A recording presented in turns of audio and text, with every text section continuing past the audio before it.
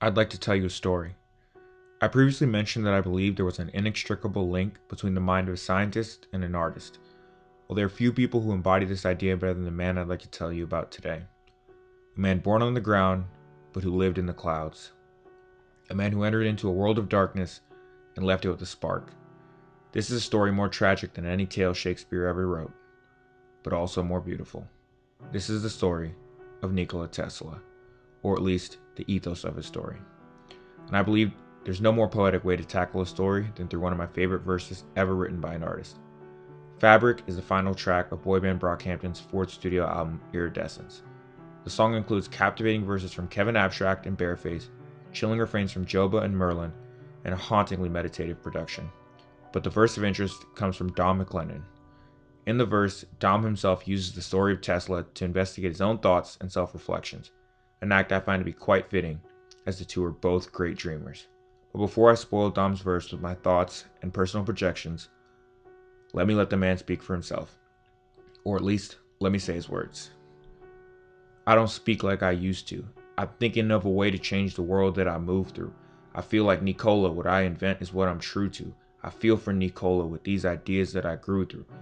I know that when they see a brilliant mind, they'll just abuse you. It's hard to feel what's real. Some nights I'm scared that I'm delusional. I'm scared I'm more like Nikola than I'd ever collude to. I'm scared of what can happen when ideas will consume you because there isn't room for peace I can achieve. Beautiful? Yes. But let's take it line by line. I don't speak like I used to. Obviously, Dom is talking about himself in this line. But this line poetically encapsulates the destitute of the latter portion of Tesla's life. I don't know if Dom meant this on purpose, but I wouldn't be surprised. He's a genius.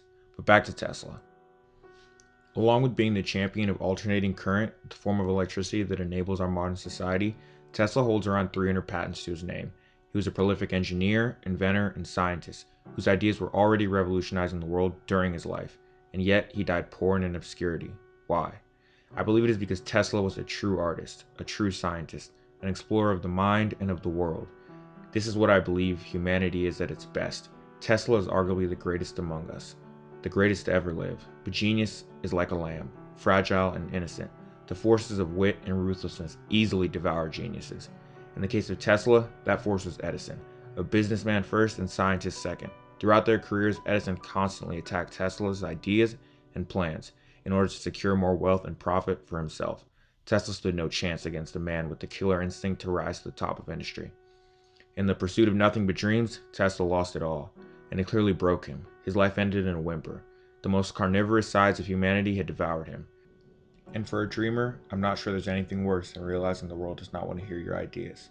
After that, what else is there to say? I'm thinking of a way to change the world that I move through. Clearly, Dom begins his allusions to Tesla in this line. I hope it is as clear as day that Tesla's whole life was spent thinking of ways to change the world. This is his story, but also it is the story of an artist like Dom. Both artists and scientists swim out into the murky waters of the unknown. I wish I could remember who said this, but it was once said that the only difference between art and science is that art is internal and science is external, both of the pursuit of the unknown. And for a long time I believed this, but I'd like to offer another argument. There is no difference. Both endeavors are internal and external. Tesla's a perfect example of this. Tesla began having vivid hallucinations as a child that later developed into his vivid inventions. His creations that relied on the external laws of nature were constructed entirely in his mind. As he said, they came to be exactly as I imagined them. Clearly, the internal and the external play a role in both endeavors. The idea itself is an internal manifestation crafted by external forces, residing in some undisclosed realm that only few venture to visit. I feel like Nikola, what I invent is what I'm true to. An aside about both men. First, Dom. The man has a gift at articulating emotion in the form of words. He's delivering an emotional verse about how much emotion he puts into his verses. And yes, they are truly a creation, just as much as Tesla's AC motors. Now Tesla. In his time, he gave up his contractually owned royalties to Westinghouse Electric. For one reason, because he was so thankful for the opportunity to create his inventions. The saying is that money corrupts all, but somehow Tesla managed to stay true to his inventions and his dreams. I feel for Nikola with these ideas that I grew through. The motif of the idea strikes again. The muse is clearly a soul-torturing entity. You cannot hear its wisdom without struggling internally. This is an idea that is common amongst artists, but less so among scientists, or at least formally. Informally, scientists are well known for the masochistic behaviors they exhibit in the pursuit of an idea of truth. I'm also extremely appreciative for the way Dom represents himself as ever evolving. This might be the hardest part of scientists. The self-criticism and correction. It seems like this is a skill, knowing how to recognize your own misguided judgments and correct them. Truly, this should be how everyone lives their lives, constantly growing and thinking and evolving. I know that when they see you blow your mind, I'll just abuse you. Sadly, Dom is right. In my greatest delusions of grandeur, this video somehow inspires people to create a world where brilliant minds are protected. Not at the expense of others, but in addition.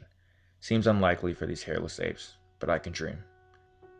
The last few lines of the verse depict my own greatest fear, or at least one of them.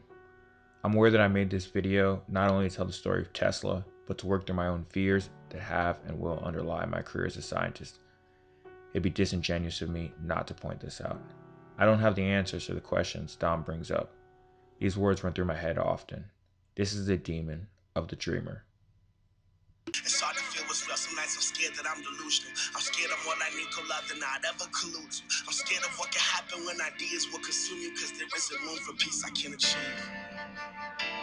Shout out to Dom for the amazing verse, and Tesla, of course, and, well, you for watching this video. 1 2 1 2, let's do some one take. Driving through my headspace, you ride in a Tesla. McLennan is what I cruise to. McLaurin's is in my rear view. The Muse is who I speak to. The Mongol is what I'm true to. It's DC? No, it's AC. Dreams ain't for sales, ain't the Macy's. Thoughts racy, I'm bigger than Lacey. Eddie? As raw as they come. Breathe fire like I'm Musha. So in the future it seems like voodoo, but I'm grounded. Currents confuse you.